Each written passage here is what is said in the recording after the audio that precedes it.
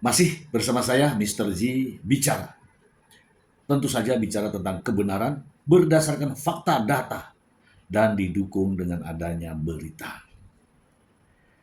Teman-teman semua, Indonesia memberikan kebebasan berpendapat. Hal ini diatur oleh Undang-Undang Dasar 1945 pada pasal 28E ayat 3.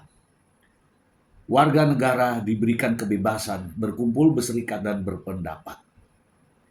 Juga diatur dalam Undang-Undang Nomor 39 Tahun 1999 tentang hak asasi manusia pada pasal 23, bebas untuk berpendapat. Namun jangan disalahartikan bahwa kebebasan berpendapat, kebebasan mengeluarkan ekspresi itu juga tidak boleh seenaknya. Tidak boleh melanggar rambu-rambu, menghujat, hate speech, ya, kebencian, memfitnah, ya kan, kemudian merendahkan. Intinya tidak ada kebebasan, ya, yang harus menggunakan makna-makna kebencian. Kebencian sehingga menimbulkan hujatan dan penghinaan itu juga diatur oleh undang-undang. Saya berharap anak-anak muda sekarang boleh kalian berpendapat, boleh pendapat apa saja, tetapi yang intelektual. Jangan hanya berdasarkan perasaan yang tidak bisa dibuktikan. Saya kasih contoh ya, satu dari sekian banyak kebebasan berpendapat yang melampaui batas-batas prikemanusiaan. Berikut ini, mari kita simak bersama.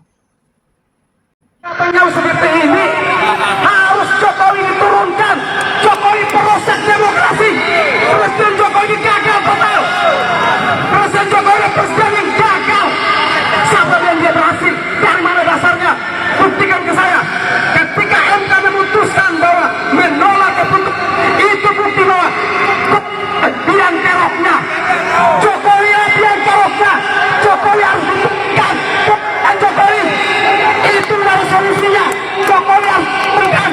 Hei Presiden Joko Widodo, pemerintah yang paling gagal selama pergantian presiden. Anda paling gagal. Ingat, masyarakat banyak sengsara. Ingat, banyak rakyat yang menderita. Rakyat sementara menderita.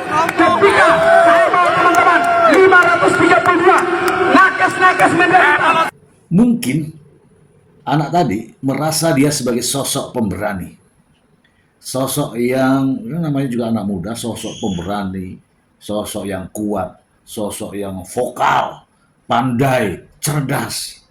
Tetapi menghujat kepala negara, menghujat pemerintah itu tidak boleh.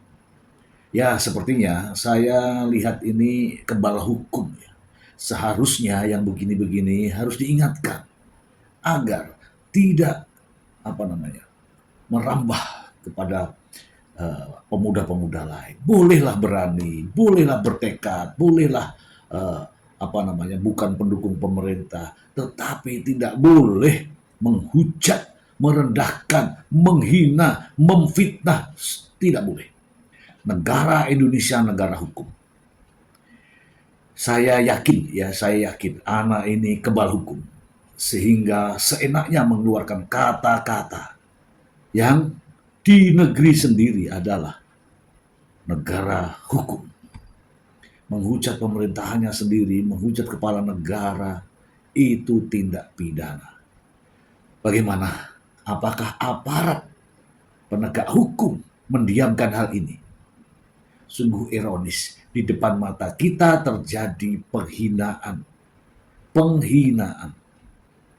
kepada kepala negara. Bagaimana tindakan kita?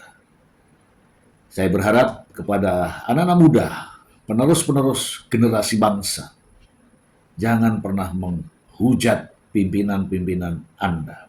Suatu ketika Anda jadi pemimpin negara ini, akan diperlakukan yang sama oleh generasi berikutnya. Demikian.